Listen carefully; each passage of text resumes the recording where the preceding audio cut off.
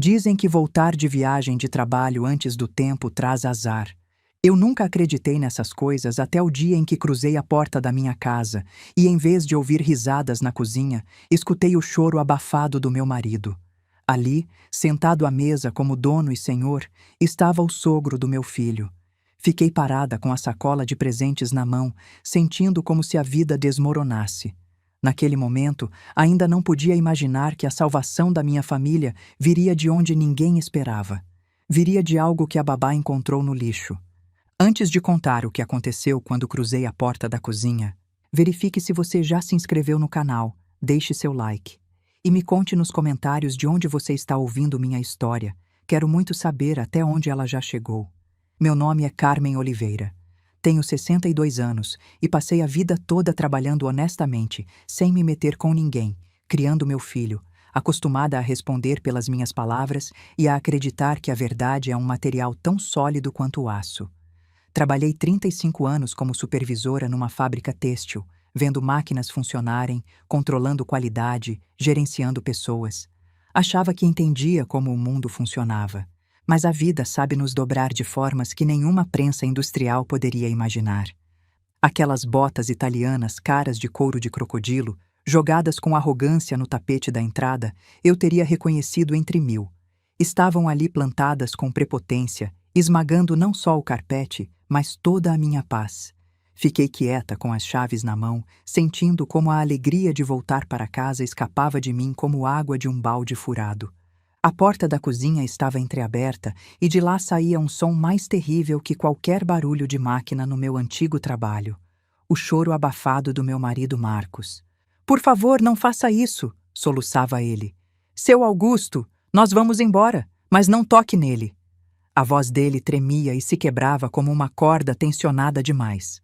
A sacola com os presentes que tinha carregado meio estado escorregou dos meus dedos entorpecidos e caiu no chão com um baque surdo. Algo tilintou dentro, mas naquele momento tudo me dava igual. Respirei fundo, tentei controlar o tremor nas mãos e entrei na cozinha.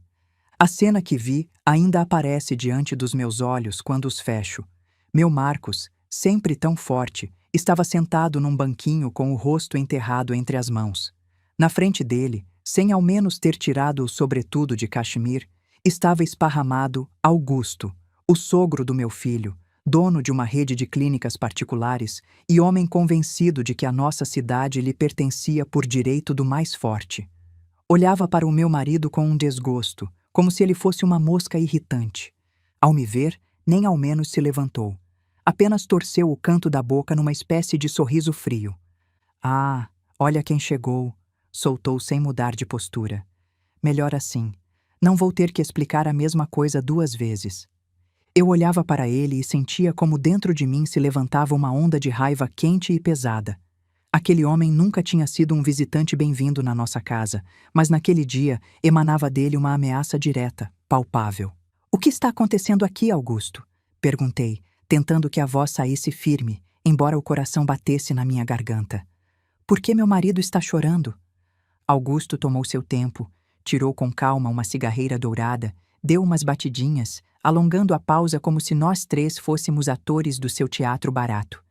"Escuta bem, Carmen", disse por fim, levantando para mim aqueles olhos aguados e vazios. "Seu filho Mateus esta manhã passou dos limites, invadiu a casa da minha filha Juliana à força, derrubou os seguranças como se fossem bonecos, assustou a criança e tentou tirar seu neto Pedro aos empurrões. Virou todo um herói." As palavras dele caíam no silêncio da cozinha como pedras pesadas. Senti o sangue sumir do meu rosto. Mateus, meu Mateus, incapaz de fazer mal nem a uma mosca. Calmo, tranquilo, um rapaz que nem sabia levantar a voz. "Isso é mentira", consegui sussurrar. "O Mateus não os atacou, ele só queria ver o filho dele. A Juliana não deixa eles se verem há 3 meses." "Isso você fala pro juiz", me interrompeu Augusto, acendendo o isqueiro com um estalo. "Agora mesmo ele está na detenção provisória. O artigo é sério: agressão, lesões corporais, tentativa de sequestro de menor. Eu posso fazer ele apodrecer 5 anos lá dentro, e pode ter certeza, vou fazer. Você sabe que tenho conexões." Marcos voltou a soluçar e aquele som me rasgou o coração. Olhei para o sogro do meu filho e entendi que ele não estava blefando. Para gente como ele, a vida de outro é uma simples moeda de troca. Não custava nada destruir a vida do meu filho por capricho ou só para demonstrar poder. Na cozinha caiu um silêncio denso, pegajoso, quebrado apenas pelo tic-tac do relógio de parede. O tempo parecia ter se ralentado, se alongando numa tortura interminável. "O que o senhor quer?" perguntei, sentindo ardência na garganta. Não veio só para trazer a notícia. Augusto soltou uma baforada de fumaça em direção ao teto e olhou com desdém nossa cozinha modesta, o armário velho, as cortinas com florzinhas, as fotos na parede. Tudo aquilo que Marcos e eu tínhamos conseguido em anos, tudo que era nosso pequeno refúgio, para ele não passava de sinal de pobreza. "Vou dar uma oportunidade para vocês", disse com preguiça, como se nos fizesse um favor enorme. "Mas tem uma condição bem clara.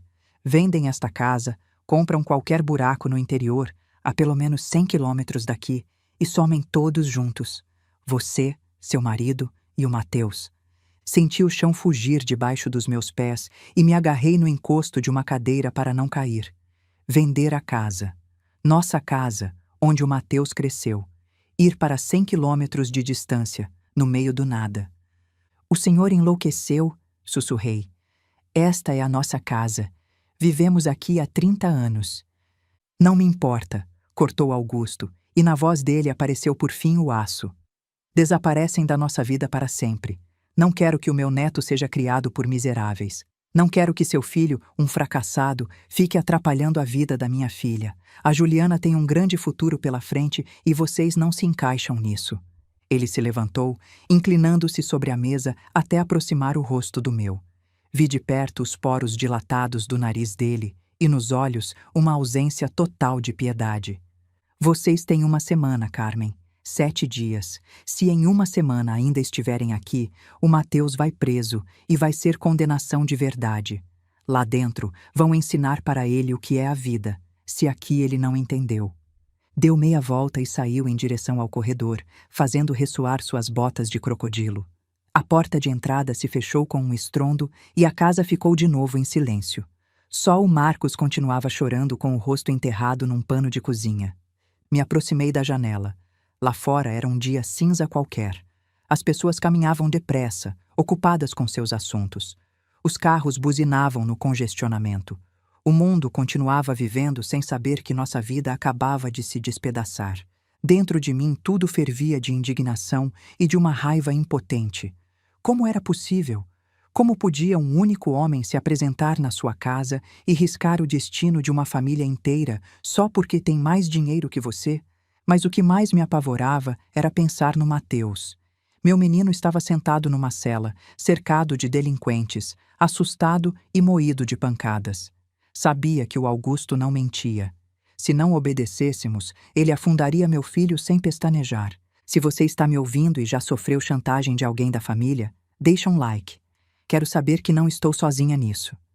"Carmen", sussurrou Marcos, "o que a gente vai fazer?" Me virei para ele. Tinha os olhos vermelhos, inchados de tanto chorar, e nele se lia um medo animal pelo filho. O abracei pelos ombros, sentindo que ele tremia todo. "Se prepara, Marcos", disse com voz rouca, e minha própria voz me soou estranha. "Vou ir na detenção. Preciso ver nosso filho. Depois a gente vê o que fazer." Naquele momento ainda não sabia que aquilo era só o começo do inferno, nem pelo que teríamos que passar naquela semana. Achava que não podia haver nada pior, mas a vida tinha guardado para nós provações que nem em pesadelos eu teria imaginado. E o mais duro, a revelação mais terrível, me esperava mais adiante. A visita ao centro de detenção ficou gravada na minha memória como um pesadelo viscoso, daqueles em que as pernas pesam 1 tonelada e o ar fica espesso como algodão. Os corredores impessoais e frios cheiravam a cloro e a medo impregnado nas paredes, um cheiro que não sai com nenhum produto de limpeza nem com os anos.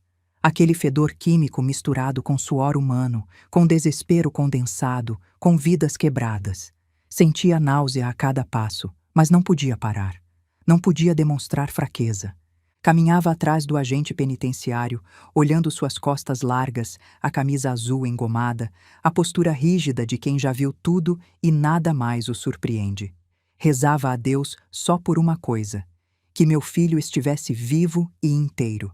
Minhas mãos suavam frio, o coração batia descompassado. Cada porta de metal que passávamos, cada grade que se abria e fechava atrás de nós com aquele som metálico e definitivo, me lembrava que ali estava meu menino, meu Mateus, que dormia abraçado no ursinho até os 8 anos, que chorava quando via cachorro abandonado na rua, que nunca levantou a mão nem em briga de escola. Quando fizeram o Mateus passar para a sala de visitas, senti dentro de mim um estalo fino, doloroso, como se algo se partisse. Meu menino, meu bom Mateus, sempre sorridente, parecia ter saído de um moedor de carne. Debaixo do olho esquerdo se estendia um roxo enorme, preto. Tinha o lábio partido e se movia com aquela rigidez cuidadosa que delata costelas batidas ou rachadas. Sentou-se na minha frente tentando não gesticular pela dor e levantou os olhos cheios de uma tristeza indescritível. "Mãe", disse em voz muito baixa, rouca. "Mãe, eu não bati neles, eu juro." Apoiei a mão contra o vidro frio que nos separava, sentindo uma impotência que me fazia querer uivar. "Me conta, filho", pedi, tentando soar tranquila para sustentá-lo ao menos com o tom. "Me diz, como foi tudo de verdade?" Mateus respirou entrecortado, fazendo uma careta de dor. "Fui dar parabéns pro Pedro", começou. "Ele faz 5 anos. Comprei o carrinho de controle remoto que ele tanto queria. Sabia que a Juliana não ia me deixar entrar, mas pensei em deixar o presente no portão ou dar para um segurança. Mal me aproximei do portão, ela saiu correndo. Começou a gritar. "Mãe!" Gritava como se eu estivesse matando ela. "Socorro! Ele está com uma faca! Quer roubar a criança!" A voz dele se quebrou. Engoliu seco e vi como tremiam as mãos. Mãos de músico, não de bandido. "Não me deu tempo nem de abrir a boca", continuou. "Aqueles gorilas se jogaram em cima de mim. Os seguranças do pai dela me derrubaram no chão. Enfiaram meu rosto no asfalto. Um enfiou o joelho nas minhas costas. Eu não conseguia nem respirar. E a Juliana estava ali parada do lado, gravando tudo com o celular e dizendo: 'Agora sim você vai preso. Agora sim.' Era uma armadilha, mãe. Estavam me esperando. Sabiam que eu ia lá." Escutava o relato entrecortado dele e um frio gelado me invadia por dentro. Não tinha sido uma briga casual.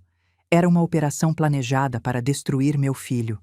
O Augusto e a filha dele tinham montado aquele espetáculo ponto por ponto para conseguir um motivo legal para se livrar do pai incômodo. "Vão levar o Pedro embora." O Mateus desabou a chorar sem se envergonhar das lágrimas. E aquelas lágrimas, raras num homem, doíam mais que qualquer choro de mulher. "Não vou ver ele nunca mais. A Juliana disse que vai levar ele para longe, que para ele eu não sou ninguém." "A gente vai tirar você daqui", garanti, embora nem eu mesma acreditasse nas minhas palavras. "Vamos arranjar um bom advogado." Mateus me olhou com um desespero tranquilo. "Eles compraram tudo, mãe. O investigador me disse na cara. Se você assinar a confissão, te dão condicional. Se resistir, vai pegar tudo por tentativa de sequestro. Já tem laudos, testemunhas, provas. Não vão deixar a gente ganhar. Me diz nos comentários, você teria coragem de fazer o que vou fazer? Ou baixaria a cabeça? Quero saber sua opinião sincera." Ao sair da detenção, me senti uma velha acabada. A cidade fervilhava ao redor, continuava com seu barulho e sua pressa, mas para mim as cores tinham apagado. Entendia que o Mateus tinha razão.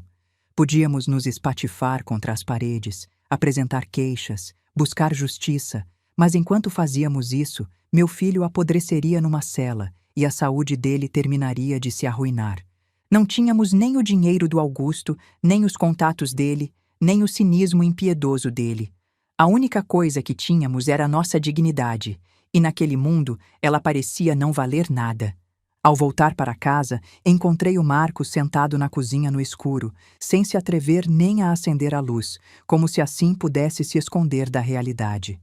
"A gente vai vender a casa, Marcos", disse da porta, sem deixar espaço para dúvida. "Se não fizer isso, prendem ele." Os 5 dias seguintes se transformaram num pesadelo viscoso em que os dias se misturavam com as noites. Colocamos nossa aconchegante casa de 3 quartos, onde tínhamos vivido 30 anos, em venda urgente. No dia seguinte já estava na porta o corretor imobiliário do Augusto, um jovem escorregadio de olhos desconfiados. Caminhou pelos nossos cômodos com cara de nojo, apontando com o dedo para o papel de parede velho, o piso laminado que eu mesma tinha ajudado a colocar, e foi baixando o preço com uma crueldade tal que parecia que não estávamos vendendo um lar, mas lenha podre. O mercado está parado, mentia sem pestanejar, me olhando nos olhos.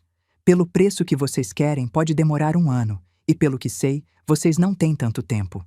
Assentíamos, movíamos a cabeça, assinávamos papéis, nos sentindo reféns na nossa própria casa. Cada vez que a campainha tocava, o Marcos dava um pulo. Chegavam compradores um atrás do outro, desconhecidos indiferentes, que caminhavam com sapatos sujos sobre nossa vida, discutindo onde derrubariam paredes, que móveis mandariam para o lixo. Nos olhavam como um mal necessário do qual tinham que se livrar o quanto antes. E depois começou o pior: empacotar. Sabem quanto pesa uma vida inteira metida em caixas de papelão? Pesa toneladas de dor. Fui levantando do chão meus livros, meu orgulho, uma biblioteca de literatura que tinha ido montando durante décadas, livro a livro em sebos e feiras, economizando cada real. Cada exemplar era uma lembrança. Aquele eu li em voz alta para o Marcos quando estava grávida do Mateus. Este dei para o meu pai no aniversário dele. Agora todos iam caindo em caixas iguais, transformados em simples carga. O Marcos, com os olhos secos e irritados, guardava a louça. Jarras de cristal que só tirávamos nas festas, um jogo antigo de café com uma xícara lascada que o meu neto Pedro usava quando vinha nos visitar. Cada objeto gritava que ali tinha havido uma família, que ali tinha havido felicidade. E nós, com nossas próprias mãos, tínhamos que desmontar essa felicidade e tirá-la como se fosse lixo da história. Mas o mais duro foi no quarto do Mateus, a sala onde ele cresceu e onde tantas vezes tinha ficado para dormir nosso neto. Me aproximei da moldura da porta, onde durante anos tínhamos ido marcando a lápis a altura, primeiro do meu filho e depois da criança. Mateus, 5 anos. Pedro, 3 anos. Aqueles pequenos traços cobertos com verniz valiam mais que qualquer reforma. Passei a mão pela madeira áspera e entendi que não podia levar esse pedaço comigo. Essa memória ficaria ali nas mãos de estranhos e tapariam com tinta no primeiro dia de obra. Em momentos assim, a gente não pode evitar se perguntar onde está a fronteira entre a humildade e a traição a si mesmo. Estávamos salvando nosso filho, sim, mas não estávamos matando ao mesmo tempo algo essencial dentro de nós, algo que nos permitia nos chamar de pessoas? Fugíamos com o rabo entre as pernas diante da prepotência e da força, deixando o campo livre para os saqueadores. No 6º dia, apareceu finalmente um comprador. A assinatura seria no dia seguinte. Estava meio vazio, cheio de caixas e pacotes. Parecia uma estação em plena evacuação. O eco passeava pelos cômodos nus. Nesse mesmo dia à tarde, o Augusto cumpriu a parte dele do acordo. Tiraram o Mateus da detenção sob assinatura de termo de não sair da cidade. Um gesto de boa vontade. Outra demonstração de poder. Meu filho voltou ainda mais acabado que quando estava preso. Passou direto para o quarto dele, sentou na única cadeira que restava e ficou olhando para um ponto fixo. Estava quebrado, não pela cadeia, mas por saber que tinha se tornado a causa do desmoronamento da nossa vida. Me perdoem, repetia em voz baixa, balançando. Pai, mãe, me perdoem. Por minha culpa vocês perderam tudo. Olhava para ele e sentia o coração ficar pequeno de tanta pena e amor. Mas junto com essa ternura, crescia dentro de mim outra coisa. Uma determinação fria, furiosa. Tínhamos perdido a casa, a tranquilidade, mas não podia permitir que nos arrancassem o último, o direito de nos despedir do nosso neto. A ideia de ir para o nada e não ver nunca mais o Pedrinho me queimava como ferro em brasa. Lembrei do riso dele, das mãozinhas quentes, de como corria para mim gritando, Vovó! Ia mesmo deixar que o Augusto e a filha dele nos apagassem da memória do menino como se fôssemos um arquivo inútil? Vou ver ele, disse em voz alta, olhando as caixas fechadas com fita. O Marcos levantou a cabeça assustado. Carmen, o que você está dizendo? Você não pode ir na casa do Augusto. Tem segurança. Vão chamar a polícia e você vai presa junto com o Mateus. Não vou na casa dele, respondi, sentindo como um plano começava a tomar forma na minha cabeça. Vou ver a babá, a Vera. É uma mulher simples, boa, gosta do Pedrinho. Talvez aceite levar um presente. Tirei do bolso um cavalinho de madeira que tinha entalhado eu mesma durante a viagem de trabalho. Uma peça pequena, lisa, que cheirava a madeira de cedro e óleo de linhaça. Em cada curva da crina, tinha colocado minha alma, imaginando a carinha de alegria do meu neto. Coloquei o casaco e saí no final de tarde outonal. O vento me jogava folhas molhadas no rosto, mas eu não sentia o frio. Ainda não sabia que aquela visita à babá ia ser a pedra que desencadearia toda a avalanche de mentiras que o sogro do meu filho tinha construído. Ia pedir algo pequeno e encontraria algo capaz de mudar tudo. O bairro onde a Vera morava me recebeu com fileiras tristes de prédios de 5 andares idênticos, com umas poucas árvores peladas encolhidas entre os edifícios. Fiquei um bom tempo dando voltas, decifrando números desbotados de portarias, até que finalmente encontrei a porta certa, forrada com curvim velho e pregos enferrujados. Enquanto subia para o 3º andar, o coração batia forte, não por falta de ar, mas pela tensão. No bolso apertava o cavalinho, sentindo os flancos suaves. Não era só um pedaço de madeira. Era meu último fio de conexão com meu neto, minha forma de dizer: a vovó lembra de você, te ama, não te abandonou. Confiava que a Vera, mulher de bom coração, me entenderia e não me negaria algo tão simples. Toquei a campainha e ouvi como atrás da porta soou durante longos segundos aquela campainha metálica. Ninguém abria. Comecei a pensar que tinha feito a viagem em vão, que não tinha ninguém.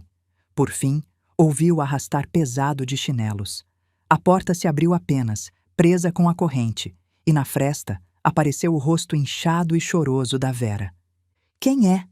Perguntou com voz rouca, entrecortada, entreabrindo os olhos para o corredor penumbroso. Dona Vera, sou eu, Carmen Oliveira, disse devagar, tentando sorrir com doçura. A avó do Pedro. Posso falar com você?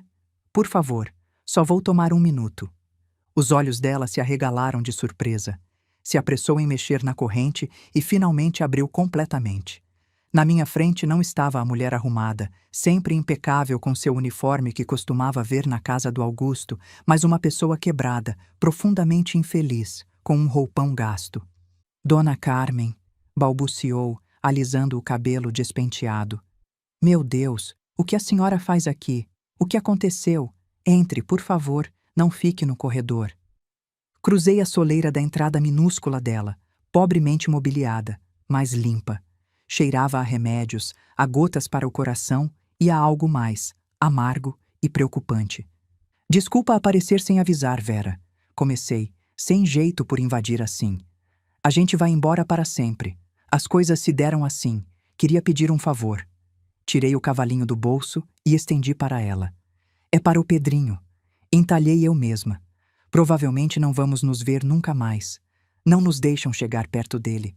A senhora poderia dar isso para ele quando tiver oportunidade? Dizer que é da vovó Carmen. A senhora está com ele todo dia. Pode. Fiquei com a frase pela metade porque a Vera cobriu o rosto com as mãos e desabou a chorar com uma dor que me deixou gelada. Os ombros dela sacudiam e aquele choro era tão desolador que me deixou sem saber o que fazer. Vera, o que foi? Me aproximei sem saber como consolar. Ofendi em alguma coisa? Não vou dar nada, Dona Carmen, disse entre soluços, limpando o rosto com a manga. Já não vou dar nada. Me mandaram embora. Faz 2 dias que me botaram para fora como um cachorro sarnento. Fiquei quieta, sem acreditar no que ouvia. A Vera tinha trabalhado lá 3 anos. O Pedro a adorava. Era a única pessoa naquela casa fria e luxuosa que realmente cuidava da criança, enquanto a Juliana vivia em salões de beleza e o Augusto só pensava em ganhar dinheiro. Como assim te mandaram embora? Repeti. Por quê? Por nada. Fez um gesto com a mão me convidando a passar para a cozinha. Entre, sente, vou fazer um chá. Não tenho força para ficar em pé. Nos sentamos uma de frente para a outra em torno de uma mesa pequena coberta com toalha de plástico. Com mãos trêmulas, serviu água quente e empurrou para mim um pratinho com biscoitos baratos. A senhora chegou cedo, furiosa, começou a contar, olhando para a xícara. Me disse: junta suas coisas e em 1 hora não quero ver você aqui. Já não precisamos mais de você. Nem tive coragem de pedir acerto. Ela tinha um olhar como se não estivesse mandando embora uma babá, mas se livrando de uma testemunha. É estranho, murmurei, sentindo como no fundo do peito se acendia um mau pressentimento. Por que mandar a babá embora justo agora? O Augusto está ocupado. A Juliana vive de compromisso em compromisso. Quem vai ficar com a criança? A Vera levantou a vista. Nos olhos dela já não havia só ressentimento, mas um medo autêntico. Baixou a voz, embora estivéssemos sozinhas, e se inclinou para mim. Eu também me perguntei isso, Dona Carmen. Mas depois, olha, eu não queria ficar ouvindo coisas. Deus me livre de fofoca. Mas quando te jogam na rua sem 1 centavo, a gente aguça o ouvido sem querer. Fez uma pausa como pesando se devia me contar seu segredo. A Juliana vai embora, Dona Carmen, para os Estados Unidos. Lá ela tem um namorado, um gringo rico, o Michael. Estão se escrevendo há uns 6 meses. Ela foi ver ele 2 vezes. Dizia pro pai que ia num retiro ou num spa. Isso é problema dela. Dei de ombros, embora algo dentro de mim se sujasse. Que vá para onde quiser. O que nos importa? A senhora não está entendendo. A Vera agarrou minha mão. Estava gelada. O grave não é isso. A escutei falar no telefone com uma amiga enquanto eu juntava minhas coisas. Deixou a porta do quarto meio aberta. Ela gritava: o papai acha que vou levar a criança. Eu disse para ele que a gente viaja junto, mas o Pedro eu deixo no dia do voo no aeroporto, ou deixo um bilhete dizendo que vou buscar depois quando já estiver instalada. Senti os pelos da nuca se arrepiarem. Como assim vai deixar? Consegui dizer com as pernas virando gelo. Quer abandonar o filho? Abandonar, sim, sussurrou a Vera com febre no olhar. Disse igualzinho: pra que eu quero esse estorvo lá? O Michael odeia criança. É desses que não querem ter filhos. Quer uma mulher livre, não uma mãe com peso nas costas. Se eu aparecer com criança, ele me bota pra fora da casa dele. Eu vou sozinha. Ela planeja ir sem ele, Dona Carmen, e deixar a criança pro pai dela. Fiquei atordoada, com a mente bloqueada. Claro que sabia que a Juliana era egoísta, uma menina mimada do papai, mas daí a trair o próprio filho assim, por um homem e uma vida confortável do outro lado do mar. São só palavras, Vera. Tentei duvidar. Às vezes a gente desabafa no telefone. Talvez você entendeu mal. Não dá para fazer isso com uma pessoa, com um filho. A Vera negou com uma careta amarga, a de quem já viu baixeza demais. Eu também quis acreditar que estava exagerando, mas depois, quando tirei o lixo do quarto dela, encontrei isto. Me apontou com a cabeça o aparador, se levantou, abriu uma gaveta e tirou uma folha amassada dobrada em 4. Alisou sobre a mesa na minha frente. Olha, parece que ela imprimiu, amassou e jogou fora, achando que ninguém ia mexer no cesto. Coloquei os óculos e me aproximei. Era a impressão de uma reserva de voo. Voo, São Paulo, Miami. Data de saída, no dia seguinte, às 6 da tarde. Fui direto para a linha que dizia passageiros. Um único nome, um único bilhete. Li de novo procurando um erro que não existia. Um passageiro. Só ela. Foi como se passasse corrente por todo o meu corpo. De repente, tudo se encaixou com clareza aterrorizante. O Augusto, o sogro do meu filho todo-poderoso, estava destruindo nossa família, nos botando para fora da cidade, tirando nosso teto, ameaçando com cadeia meu filho. Para quê? Para abrir caminho para a vida feliz da filha dele com o neto. Com certeza se imaginava viajando para Miami de visita, ostentando o neto numa escola americana. Se achava o salvador da menina dele, afastando ela dos miseráveis. E na realidade não passava de um cego. A própria filha dele, que tinha consentido e mimado a vida toda, estava usando ele com um cinismo espantoso. Planejava empurrar a criança nele, num homem de mais de 60, ocupado com seus negócios, suas amantes, suas clínicas e suas reuniões, sem vontade nem paciência para trocar fraldas ou lidar com gripes infantis. Vai sozinha, murmurei, a voz quebrada. E o Pedro fica aqui, repetiu a Vera, e as lágrimas voltaram a brotar. Com um avô que no fundo não precisa dele. A senhora já conhece o seu Augusto. Quer a criança como figura numa foto, como status. Olhem meu herdeiro. Mas aguentar dia e noite, educar não. Não tem paciência nem 5 minutos. Vai acabar metendo ele num internato, um desses caros de elite. Mas no fim das contas é internato. Assim que a Juliana subir no avião, a criança vai ficar tipo órfã, com pais e avós vivos. Olhava para aquela folha amassada e sentia uma fúria diferente da que me sufocava no escritório do investigador. Já não era raiva impotente. Era uma cólera fria, calculada, a de alguém a quem acabaram de colocar uma arma na mão. Aquele papel mudava tudo, absolutamente tudo. O Augusto achava ser o dono do tabuleiro, o titereiro que movia os fios, mas faltava o fio principal. Nos expulsava, os familiares que amavam a criança de verdade, os que estaríamos dispostos a dar a vida por ele, para ficar sozinho com uma criança que para ele seria um peso pendurado no pescoço. Já aconteceu de você descobrir que alguém da sua família era pior do que imaginava? Conta nos comentários. Quero ler sua história. Obrigada, Vera, disse-me levantando e dobrando com cuidado a folha. Guardei no bolso interno do casaco junto ao coração. Você não imagina o que acabou de fazer. O que eu vou fazer? Suspirou. Só me parte a alma pela criança. Vai se perder sem carinho, Dona Carmen. Vão comer ele vivo naquele palácio dourado. Não vai se perder, respondi firme.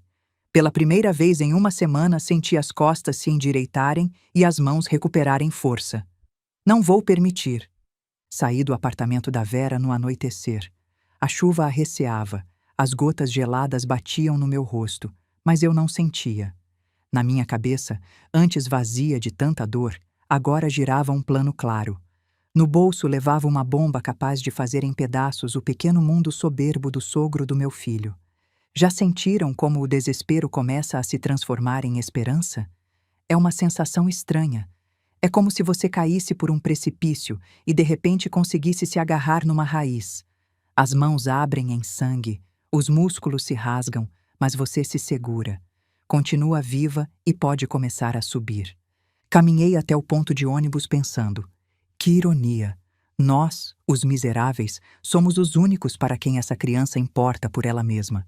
E amanhã vou ter que provar isso para um homem que só acredita em dinheiro. Só havia uma dúvida. Teria eu a coragem de ir até o final? Se estivesse errada, se o Augusto já soubesse do plano da filha e aprovasse, coisa pouco provável porque o conheço e ele é apegado demais ao conforto dele para virar babá, aquele papel não me serviria de nada. Então sim, o Mateus terminaria na prisão. Mas não havia opção. Enfiei a mão no bolso e toquei o cavalinho de madeira. Por esse cavalinho, pela possibilidade de um dia o Pedro pegá-lo entre as mãos, estava disposta a enfrentar até uma guerra com o dono da cidade. Aquela noite não dormi um minuto. Fiquei deitada no escuro, ouvindo a respiração pesada do Marcos, apertando o punho até as unhas cravarem na palma. O papel amassado com a reserva do voo no bolso do casaco pendurado na cadeira ardia na minha mente como um carvão aceso. Me lembrava que a manhã seguinte poderia ser nossa salvação ou nossa ruína definitiva. Ficava revirando na cama, olhando para o teto invisível na escuridão, ensaiando mentalmente cada palavra que diria, cada movimento que faria. Via e revisava a cena, como um filme que passava sem parar na minha cabeça. O Augusto sentado, arrogante, eu entrando, a Juliana nervosa, o momento exato de mostrar o papel. As palavras dele, as dela, as minhas. Ensaiava minha voz, minha postura, meu olhar. Não podia vacilar, não podia demonstrar medo. Tinha 62 anos, tinha criado um filho enquanto trabalhava dobrado na fábrica, tinha enfrentado patrão truculento, chefe assediador, colega invejosa. Tinha sobrevivido à corte de pessoal, à crise econômica, à doença do meu pai. Tinha força. Precisava encontrar essa força dentro de mim de novo. Mas junto com a determinação vinha o medo gelado, rastejante. E se estivesse errada? E se aquele papel fosse uma cilada? E se a Juliana tivesse deixado ele de propósito para a Vera encontrar? E se o Augusto já soubesse de tudo e estivesse rindo da nossa cara, esperando a gente assinar os papéis para depois prender o Mateus de qualquer jeito, só por crueldade? E se? E se? E se? As perguntas martelavam na minha cabeça, não me deixavam em paz. Levantei da cama umas 4 da manhã, não aguentava mais ficar deitada. Fui para a cozinha na ponta dos pés, fiz um chá, sentei no escuro olhando pela janela.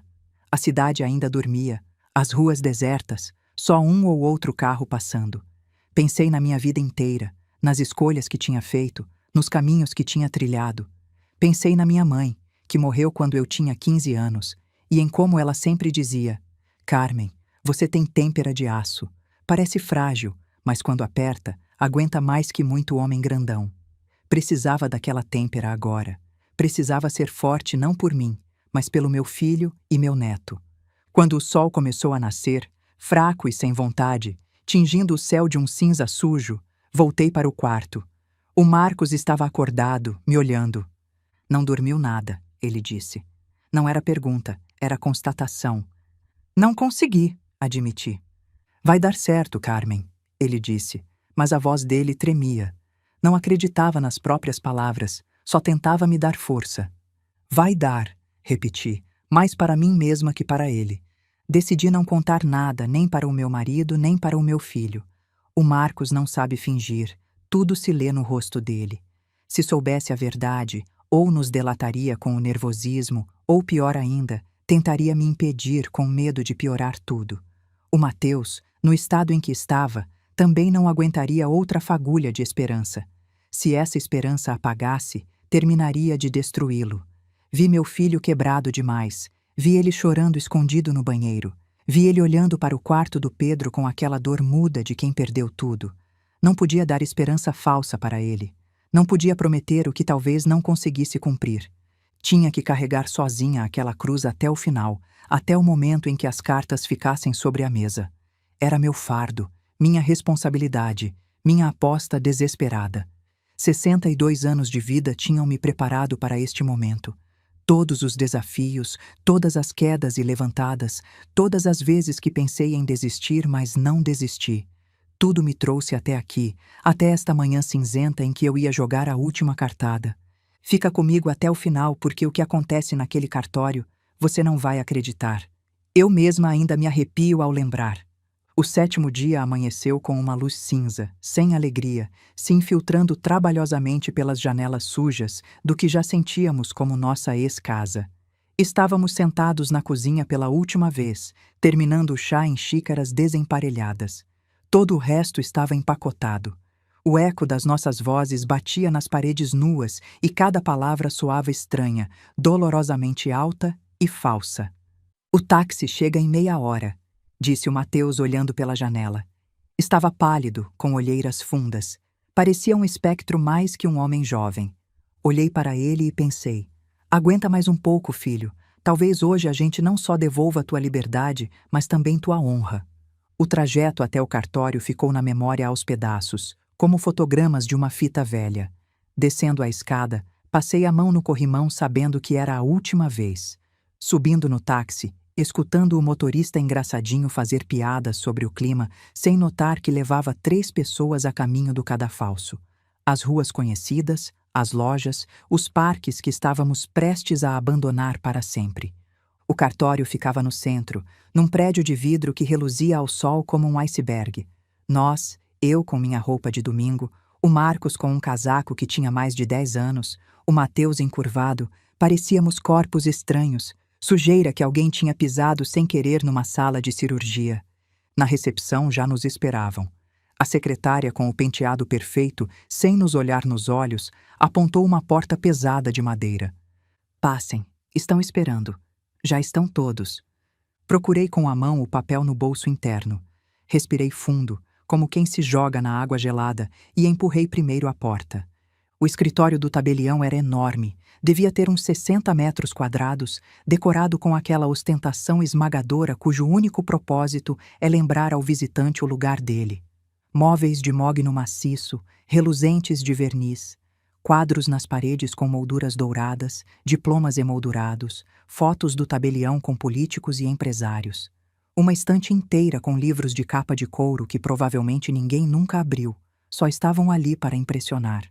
O ar-condicionado gelado demais, aquele frio artificial de quem não se importa com a conta de luz, cheiro de couro caro e perfume masculino importado, tapete persa legítimo no chão. Cada detalhe gritava dinheiro, poder, superioridade. De um lado da grande mesa de mogno, tão grande que caberiam 10 pessoas ao redor, se sentava o tabelião, um homem corpulento e sério, de uns 50 anos, com um relógio de ouro no pulso que devia custar mais que nossa casa inteira. Usava terno risca de giz impecável, abotoaduras de ouro, anel de formatura enorme. Tinha aquele jeito de quem está acostumado a lidar com grandes somas de dinheiro, com propriedades, com destinos selados em papel timbrado. Olhava para nós com uma indiferença profissional, educada mas fria. Éramos só mais um processo, mais uma transação, mais um expediente que precisava ser concluído. À direita dele, esparramado na poltrona de couro como se fosse um trono, estava o Augusto. O sogro do meu filho brilhava de satisfação. A vitória se notava nele como uma aura quase palpável, como se emitisse luz própria. Estava impecavelmente barbeado, o cabelo grisalho penteado para trás com gel importado, a pele com aquele bronzeado artificial de quem frequenta clínica de estética. Usava um terno que devia ter sido feito sob medida na Itália, gravata de seda, sapatos tão brilhantes que refletiam a luz, perfumado com aquela colônia cara e enjoativa. Parecia um predador que finalmente encurralou a presa depois de uma longa caçada e agora saboreia o instante antes de morder, aquele momento delicioso de vitória completa, de dominação total. Ao lado dele, nervoso, organizando e reorganizando pastas que já estavam perfeitamente organizadas, o corretor imobiliário se mexia inquieto. Era um jovem de uns 30 anos, magricela, cabelo lambido de gel, terno barato tentando parecer caro. Tinha aquele jeito de quem faz o trabalho sujo dos ricos, de quem não se importa em destruir vidas desde que receba a comissão no final do mês. Evitava nosso olhar, fixava os olhos nos papéis, nas pastas, em qualquer lugar menos na nossa cara. Perto da janela enorme que ia do chão ao teto, com vista para a avenida lá embaixo, de costas para a luz cinzenta que entrava, de modo que o rosto dela ficava meio em sombra, estava a Juliana. E aí meu coração deu um sobressalto. Se o Augusto irradiava calma e poder, orgulho de conquistador, a filha dele era o oposto completo. Era uma corda prestes a se romper, um elástico esticado no limite. Apertava nervosa a alça da bolsa de marca, uma bolsa caríssima que eu reconheci de ter visto em revista, dessas que custam salário de 3 meses de trabalhador comum. Os dedos dela, com unhas feitas em salão de luxo, vermelhas e perfeitas, apertavam e soltavam a alça num movimento repetitivo, compulsivo. Olhava o relógio de parede a cada 2 minutos, dava para ver o pânico nos olhos dela, aquele desespero de quem tem um prazo fatal, de quem não pode se atrasar de jeito nenhum. Toda hora tirava o celular da bolsa com mão trêmula, desbloqueava, olhava a tela, verificava as horas, conferia algo, voltava a aguardar. Dava para ouvir a respiração dela dali, acelerada, superficial, quase ofegante. Estava pálida apesar da maquiagem pesada, daquelas camadas e camadas de base, pó, blush, tentando esconder mas não conseguindo. E nem a maquiagem grossa conseguia tapar as manchas vermelhas no pescoço, aquelas manchas nervosas que sempre apareciam nela quando estava muito alterada, quando o estresse passava do limite. Eram como o termômetro da ansiedade dela, e naquele momento o termômetro estava explodindo. Tinha pressa. Precisava que aquilo terminasse logo. Tinha medo de não chegar a tempo, de perder o voo, de perder a chance dela, de perder o gringo rico, de ficar presa aqui com a gente, com o filho, com a responsabilidade, com a vida real. A Vera tinha razão. A Vera tinha razão em cada palavra. Finalmente, soltou o Augusto sem ao menos cumprimentar. Pensei que tinham desistido, como se tivessem para onde ir, fora de onde eu mandar. Fez um gesto para as cadeiras na frente dele.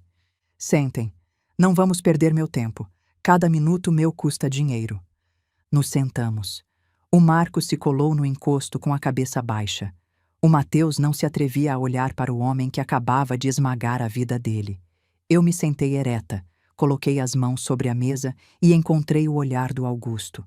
Nos olhos dele não havia mais que desprezo e tédio.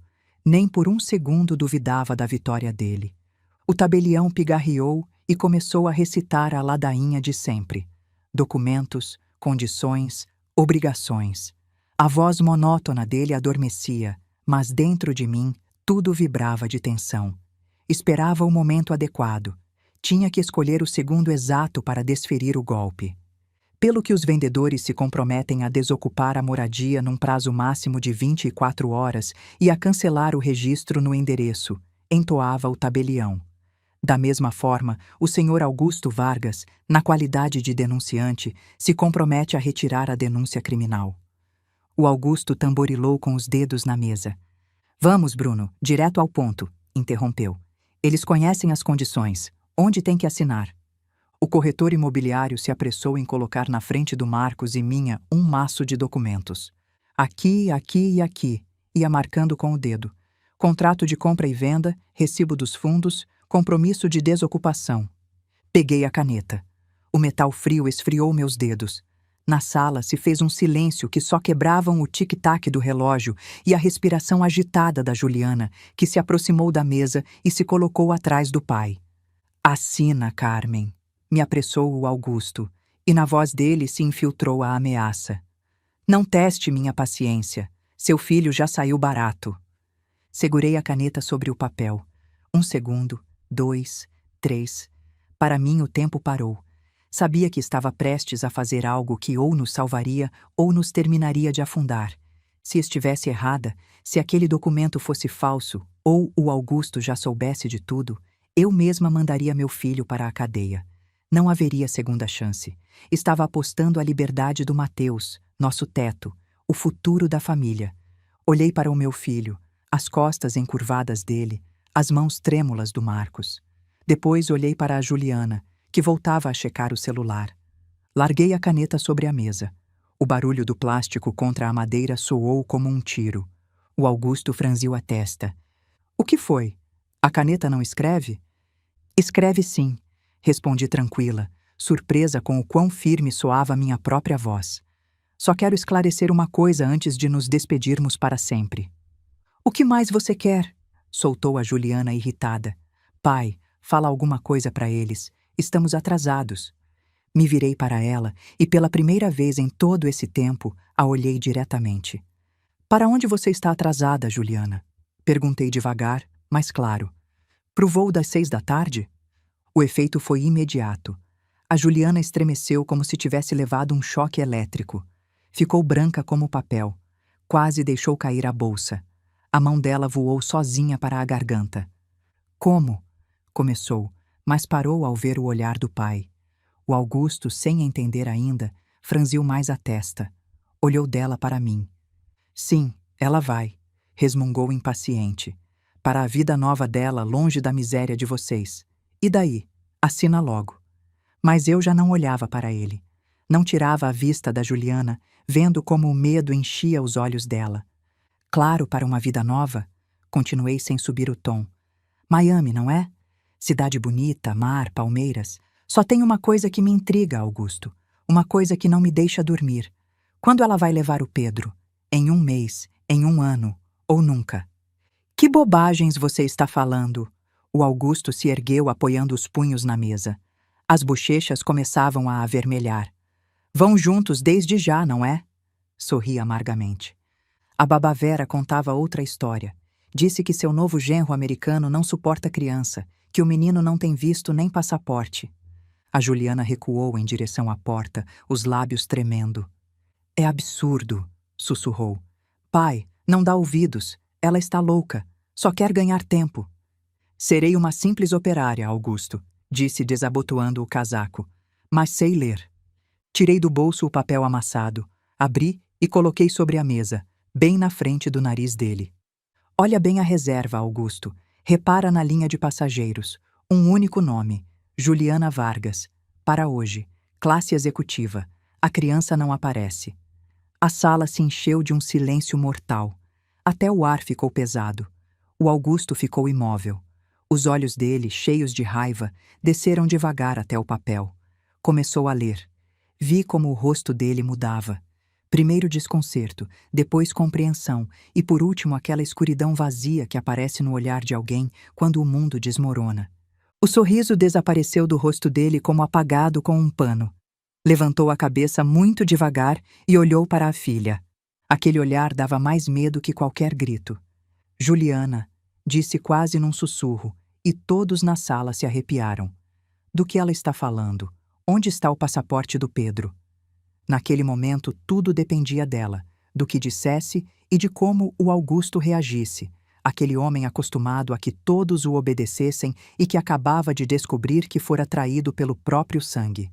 O cartório inteiro ficou tão em silêncio que dava para ouvir o zumbido de uma mosca se batendo contra a vidraça, atrás da qual a cidade continuava com sua rotina indiferente. A Juliana, que há pouco se mostrava altiva, parecia agora um animal encurralado. Mudava o peso de um pé para o outro, salto batendo nervosa. Sabia que o plano perfeito dela, em que voava para uma vida de sonho e os problemas ficavam do outro lado do oceano, acabava de rachar. Pai, começou com a voz quebrada. Pai, não é o que você está pensando. É temporário. Lá tem problemas com o visto do Pedro. Você conhece esses americanos, pedem 1000 papéis, entrevistas. Não me deu tempo de arrumar e ia perder a passagem. Pensei em voar, me organizar, arranjar um advogado e em 1 mês, 2, levar ele. Paizinho, que diferença faz? Você gosta dele. Fica bem pouquinho com você. Sua casa é enorme, você tem empregada. Não te custa nada cuidar dele um tempinho. Escutava a tagarelice dela e não sentia raiva mais, mas nojo. Estava regateando com a vida do filho dela como se fosse uma mala velha, tentando empurrar essa responsabilidade para qualquer um, contanto que não estragasse a vida de postal dela. Entendi que era o momento de terminar de quebrar a mentira. Não podia parar. Não pelo Mateus, não pelo Pedro, não por nós, por todos nós. Ela está mentindo para você, Augusto, disse olhando nos olhos dele. Não vai ter nenhum em 1 mês. A babá escutou a conversa toda. Esse tal Michael não quer filho, colocou a condição. Ela se apresenta sozinha. Ia deixar o Pedro para você para sempre. O Augusto se revirou como se tivesse levado um tapa. Cala a boca, me latiu, mas a voz dele já não tinha a segurança de antes.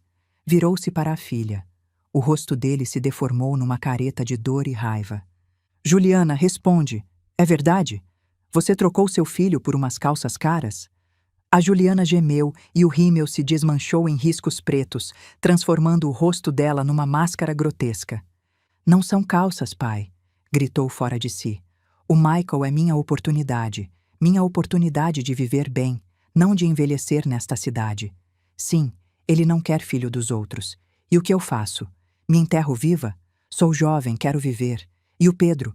O Pedro não é estranho para você. Você é rico, pode com ele.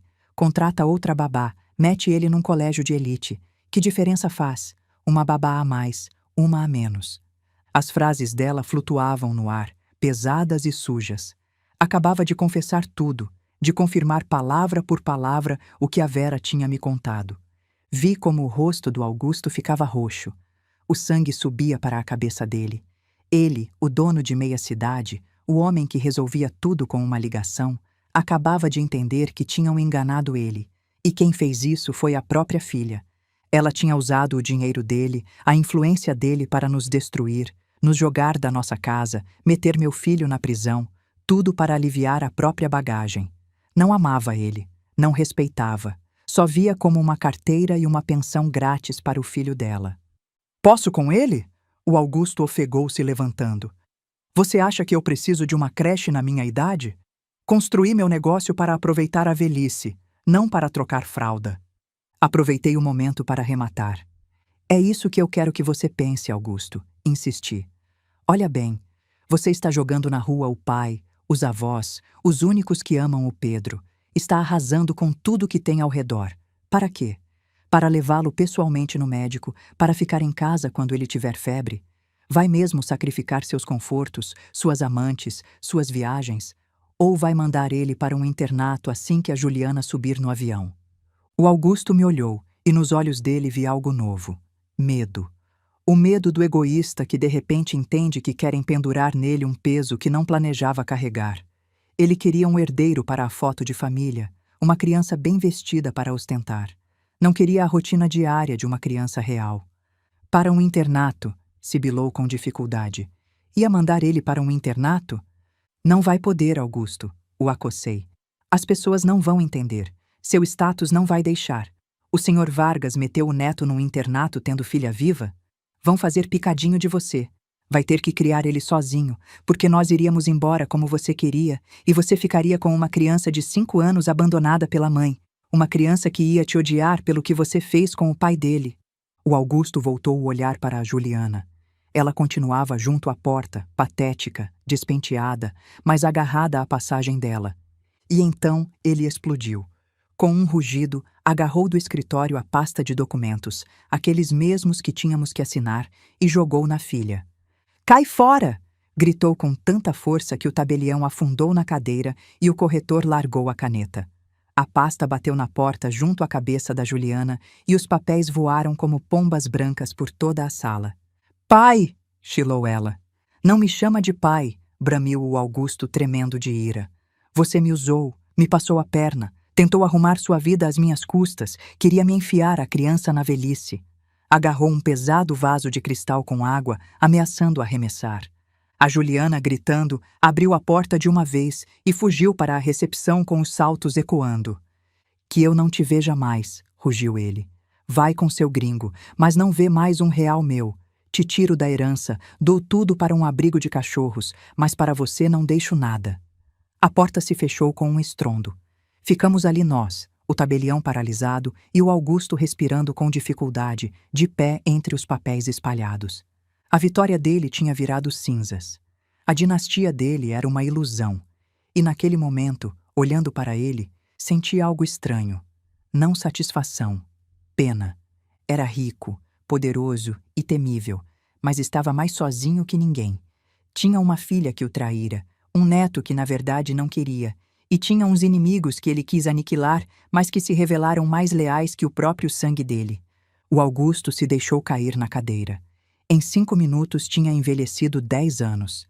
Afrouxou o colarinho da camisa, buscou ar em golfadas e estendeu a mão para o jarro de água. Tremia tanto que não conseguia nem servir. O cristal tilintava contra o copo. Me aproximei em silêncio, tirei o jarro dele, enchi o copo e aproximei. Me olhou com os olhos nublados. Não havia ódio nem gratidão, só vazio. "Bebe", disse simplesmente. Tomou de um gole, molhando o queixo e a gravata. Secou o rosto com o dorso da mão e se recostou na cadeira olhando para o teto. "Bom, Carmen", resmungou depois de um tempo sem me olhar. "Contente?" "Ganhou." "Eu não preciso ganhar, Augusto", respondi, notando como finalmente começava a soltar a tensão daqueles dias. "Preciso do meu filho e do meu neto." O Augusto ficou em silêncio uns segundos, ouvindo a quietude. Depois fez um gesto com a mão, cansado, resignado, como alguém para quem já tudo tanto faz. "Levem", murmurou. "Levem tudo. A criança, seu Mateus. Retiro a denúncia. Tudo." Olhou os papéis no chão, o contrato de venda da nossa casa. "E isso também. Não se vende nada. Vivam no buraco de vocês." O tabelião pigarreou tímido. "Mas, senhor Vargas, o processo já está iniciado. Existe uma entrada." "Eu disse que acabou", trovejou o Augusto batendo na mesa e voltando a murchar em seguida como um balão furado. "Não quero continuar com esse circo. Vou ter um treco no coração." Levou a mão ao peito e fechou os olhos. Olhei para o Marcos e para o Mateus. Estavam paralisados sem acreditar no que ouviam. O Marcos tapou a boca para não desabar a chorar. O Mateus levantou a cabeça pela primeira vez em uma semana e no olhar dele apareceu vida. Nos salvara algo que não se compra, uma verdade simples, tosca, mas mais forte que todos os milhões do sogro do meu filho.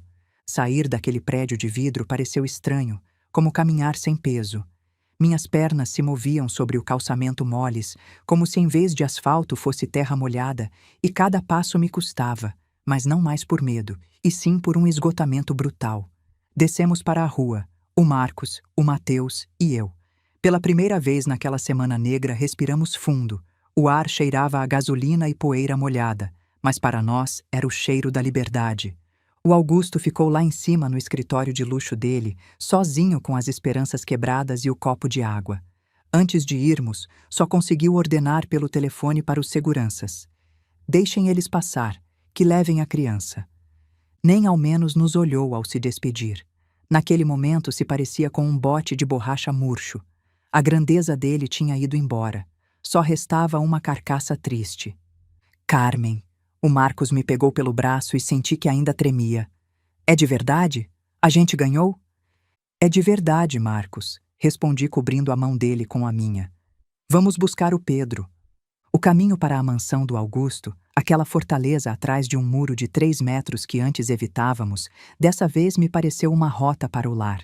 O Mateus ia na frente no táxi e eu o observava pelo retrovisor. O rosto dele mudava. O jovem acuado e quebrado, que estava disposto a ir para a cadeia, ia se apagando. Os ombros dele se endireitavam, o brilho voltava aos olhos. Tinha uma meta: o filho dele. Na guarita, os seguranças, acostumados a nos ver como lixo, dessa vez abriram o portão sem dizer palavra. A ordem do chefe tinha sido clara. Caminhamos pelo caminho de paralelepípedos perfeitos entre arbustos aparados e uma fonte já desligada pelo inverno. Aquele casarão sempre me pareceu um museu frio, bonito e completamente morto. Não dava para correr, nem gritar, nem ser criança.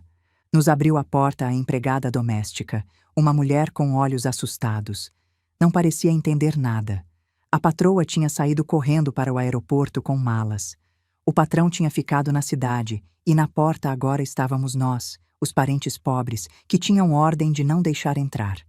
"Onde está o Pedro?" perguntou o Mateus. Não pediu permissão, exigiu. A voz dele soou tensa, vibrante. "No quarto de brinquedos, no segundo andar", balbuciou a mulher se fazendo de lado. "Está sozinho. A senhora disse que não incomodassem enquanto ela se arrumava. Trancou ele lá desde a manhã."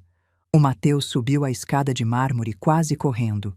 O Marcos e eu seguimos com o coração na boca. Nunca vou esquecer o que vi. Um cômodo enorme, com pelo menos 40 metros quadrados, com um lustre de cristal no teto que devia custar mais que nosso carro. Paredes pintadas com aqueles desenhos de floresta encantada, feitos por artista contratado. Prateleiras do chão ao teto entupidas de brinquedos caríssimos. Carros elétricos que uma criança podia dirigir de verdade, construções gigantes da Lego que pareciam cidades inteiras, trens de controle remoto com trilhos que davam volta no quarto todo, boneco que andava e falava, tablets infantis, videogames, tudo que o dinheiro podia comprar. Tudo que o Augusto tinha comprado para comprar o carinho do neto, para substituir com plástico e eletrônica o que só o amor verdadeiro pode dar. E no meio daquele luxo absurdo de plástico colorido e luzes piscantes, sobre o tapete felpudo importado que devia custar uma fortuna, encolhido num cantinho como um bichinho assustado, estava meu neto, meu Pedrinho, tão pequenininho, tão frágil. Usava um pijama de seda desses caros, mas estava com o cabelo despenteado, o rostinho manchado de lágrima seca. Abraçava um urso de pelúcia surrado, velho, que eu mesma tinha dado para ele quando nasceu. No meio de todos aqueles brinquedos novos e caros, ele agarrava o urso velho e chorava em silêncio, daquele jeito que as crianças choram quando já não têm mais força, quando já gritaram tanto que a voz não sai mais. Só ficava olhando para a parede, balançando de leve, com os olhinhos vermelhos e inchados. Meu coração se partiu em 1000 pedaços naquele instante.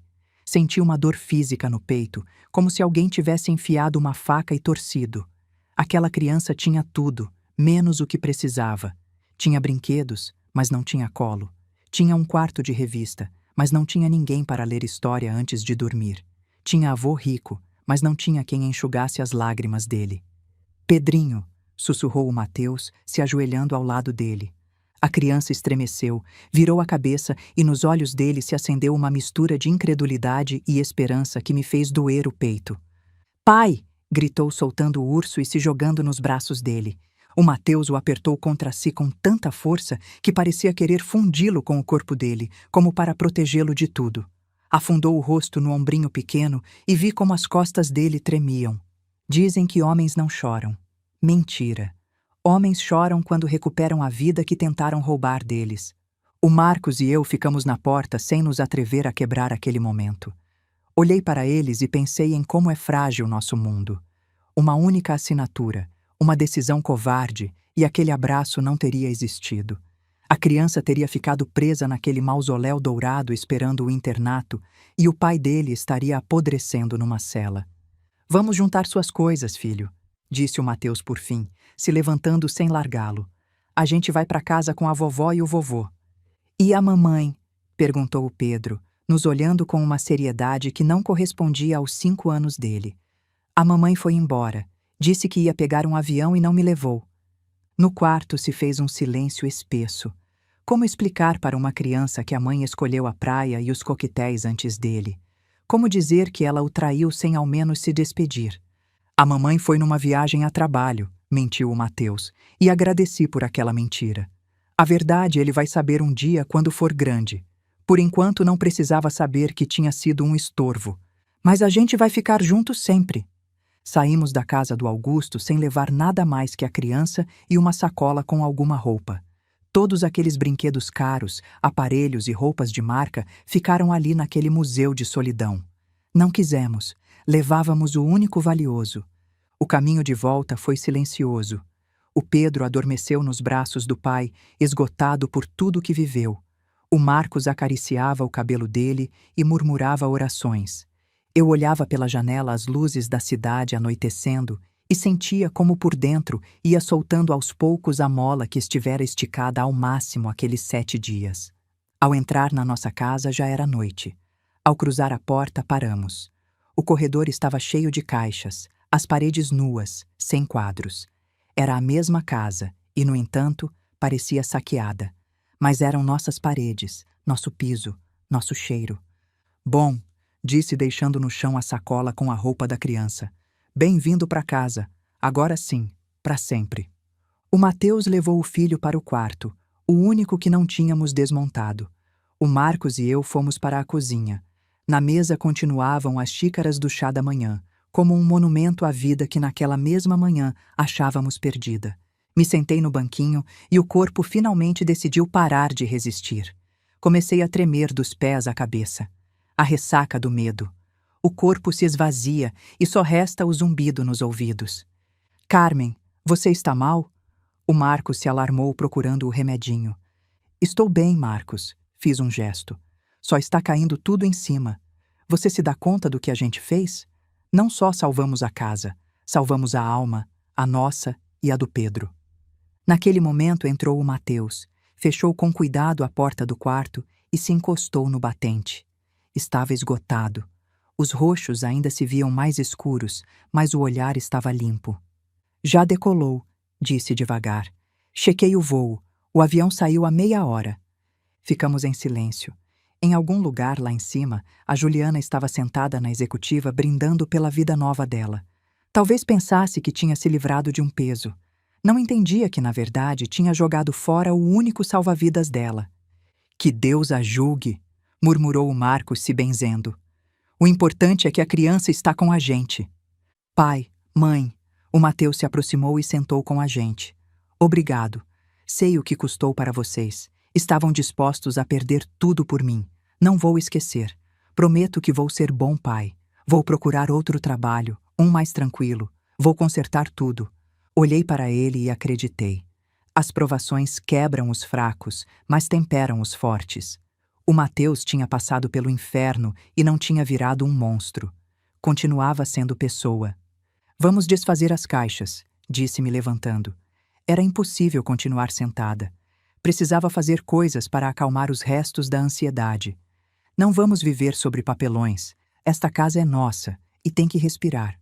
E nos pusemos a desempacotar às 10 da noite, tirar livros, pendurar de novo as cortinas, arrumar a louça.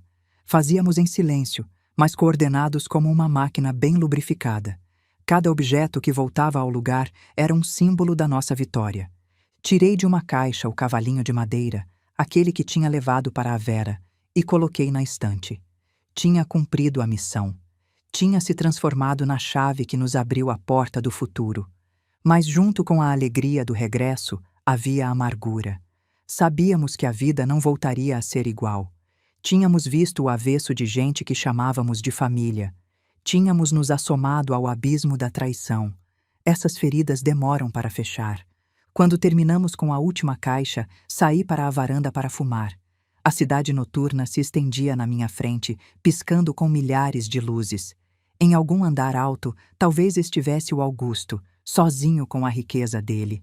Em algum ponto do céu ia a Juliana, sozinha com o egoísmo dela. E ali, na nossa modesta moradia, dormia uma criança cercada de amor. De repente entendi uma verdade simples: riqueza não são contas bancárias. Riqueza é ter alguém para abraçar antes de dormir e saber que não vão te vender por uma passagem de avião em classe executiva. No dia seguinte começaria outra batalha: trâmites, juizados, papéis com serviços de proteção de menores. O Augusto cumpriria a palavra e não colocaria empecilhos, mas a burocracia não perdoa. Seria duro, sim, mas seriam problemas de gente viva, livre. Apaguei o cigarro e voltei para a casa. O corredor iluminado, a respiração tranquila do Pedro no quarto do Mateus. A vida seguia. Não ficamos ricos, não nos mudamos para uma mansão. Mas cada manhã na nossa cozinha, o dia começa não mais com um silêncio pesado, mas com os passinhos pequenos do Pedro e o cheiro da aveia que o Marcos prepara para ele como se fosse um ritual sagrado. O Augusto cumpriu a promessa, embora do jeito arrogante dele. Uma semana depois da cena no cartório, parou na frente do nosso prédio um carro preto de mensageiro. O motorista, sério, me entregou um envelope grosso. Dentro estavam os documentos comprovando que não havia mais nenhuma denúncia contra o Mateus. Nem uma nota, nem uma ligação, nem uma pergunta pelo neto dele, como se tivesse extirpado aquela parte da vida dele com um bisturi e jogado no lixo hospitalar. Soube por conhecidos que mal aparece nas clínicas dele. Dizem que se tranca na casa enorme, demitiu metade dos empregados e bebe sem controle. Não me dá pena, mas às vezes, quando olho a cadeira vazia na cabeceira da nossa mesa, penso no terrível que deve ser ficar sozinho numa gaiola de ouro, sabendo que você mesmo forjou as grades. Tinha tanto medo dos pobres que no final ficou como o mais pobre de todos nós. Pobre de espírito, sem o principal tesouro. Da Juliana só tivemos um sinal uma vez. Não foi carta nem ligação, mas uma publicação nas redes sociais que o Mateus me mostrou. Na foto dava para ver ela bronzeada, sorridente, com um drink na mão na frente de um mar turquesa. O texto dizia: vida nova, novos horizontes, nunca fui tão feliz. Nenhuma palavra sobre o filho que tinha deixado como se fosse uma mala velha. O Mateus olhou a foto em silêncio 1 minuto e depois apertou bloquear. O Pedro não tem mãe em Miami, disse firme. Naquele gesto entendi que tinha virado a página. O Pedro tem família aqui. Procuramos a Vera, a babá que sem saber nos salvou. Agora trabalha numa creche perto da nossa casa e um velho amigo do sindicato me ajudou a recomendá-la. Vem sempre tomar chá e trazer pão doce. O Pedro se pendura no pescoço dela. Curioso, uma mulher sem laço de sangue acabou sendo mais mãe para ele que a mãe e o avô de sangue. A vida embaralha as cartas de modo estranho. O Mateus entrou para trabalhar numa oficina mecânica. Não é emprego de prestígio, não tem escritório com ar-condicionado e as mãos dele estão sempre manchadas de graxa, mas chega em casa vivo. Sorri, brinca com o filho, constrói castelos de blocos com ele. Nos olhos dele já não tem aquele olhar de bicho acuado que me perseguia nas noites. Vivemos no justo. Contamos cada real até o fim do mês, como metade da cidade, mas na nossa casa faz calor. Ontem à noite fiquei na sala olhando essa paz. O Marcos lia um conto para o Pedro e o Mateus consertava um brinquedo quebrado. Olhava para eles e pensava no preço que tínhamos pagado. Passamos por humilhações, pelo medo da cadeia, pela traição. Em uma semana envelhecemos 10 anos. Mas se alguém me oferecesse voltar atrás e mudar tudo por uma velhice tranquila às custas da minha consciência, escolheria de novo o mesmo inferno. Tem coisas que não se medem em dinheiro nem em metros quadrados. Me aproximei da estante onde descansa o cavalinho de madeira. Agora está um pouco riscado. O Pedro brinca com ele todo dia. Prefere ele aos robôs caros. Passei o dedo pelo lombo suave e lembrei do rosto do Augusto quando ouviu a verdade. Ele não perdeu por ter menos dinheiro. Perdeu porque via as pessoas como recursos. Achava que podia comprar, intimidar ou quebrar todos. Esqueceu que o amor não tem preço e que a dignidade não vence. Muitas vezes pensamos que os poderosos são os que têm capital e influência. Temos medo deles, fazemos reverência, deixamos que ditem as regras. Mas minha história me ensinou que são gigantes com pés de barro. A força deles se sustenta no nosso medo. Basta parar de temer, lembrar quem você é, e os castelos deles desmoronam ao primeiro sopro de verdade. Olhando para trás, entendo que não só salvamos o Pedro, salvamos nós mesmos. Se naquele dia tivéssemos baixado a cabeça, assinado e fugido, teríamos vivido o resto da vida com a sensação de ser traidores. Comer, dormir, respirar, mas por dentro estar mortos. Agora, por outro lado, estamos vivos. Doem as costas, a pressão dispara, não temos dinheiro para reformar a cozinha, mas somos pessoas que podem se olhar nos olhos sem vergonha. Às vezes o Mateus me pergunta: Mãe, o que a gente vai dizer pro Pedro quando ele crescer? O que vamos contar do avô, da mãe dele? Respondo: vamos dizer a verdade, mas não agora. Agora ele só precisa saber uma coisa: que a gente ama ele, que ele não é um erro, nem um estorvo, nem uma peça no jogo de ninguém, mas o mais valioso que temos. E quero acreditar que dele vai sair um homem de verdade. Não um herdeiro de impérios, não um egoísta que pisa em cabeças, mas alguém que nunca abandona os seus. Alguém que saiba o que vale a palavra, porque vê todo dia nos nossos atos, nos nossos olhares, nestas mãos calejadas que sempre estarão prontas para segurar ele. Lá fora já é noite fechada. A cidade acende as luzes, milhões de janelas, cada uma com sua história, seu drama, sua guerra. Sei que entre quem ouve meu relato tem pessoas acuadas, espremidas contra a parede por dívidas, por chefes abusivos, por familiares poderosos. Talvez sintam que não têm saída, que devem se curvar, renunciar ao último que lhes resta por uma falsa tranquilidade. Não escutem essa voz do medo. Eu, uma simples operária de fábrica, digo para vocês: enquanto tiverem a si mesmos e sua família, sempre há saída. Não tenham medo de brigar pelo que consideram certo. Não permitam que ninguém, por mais títulos que tenha, pisoteie sua dignidade. A verdade pesa, incomoda e às vezes dói, mas é mais forte que a mentira e sempre termina vencendo, ainda que para isso seja preciso passar pelo fogo. Olho para o meu neto dormindo e sinto que não vivi em vão. Não levantei um império, não ganhei milhões. Meu nome não vai sair nos jornais, mas mantive viva minha linhagem. Não deixei que se dissolvesse na covardia. Esse é meu maior feito. Obrigada por me acompanharem nestes minutos difíceis, por ouvirem minha confissão. Sinto como se tivesse tirado uma pedra enorme do peito. Depois de tantos anos entendi algo. Nenhum dinheiro substitui o calor de mãos queridas. Se essa história tocou seu coração, compartilha com alguém que precisa ouvir isso hoje. E se inscreve no canal porque todo dia eu trago uma história real de superação para você. E você, o que faria no meu lugar? Perdoaria a Juliana se ela voltasse velha e doente? Ou tem traição que não se perdoa? Responde sincero nos comentários. Quero saber o que você pensa.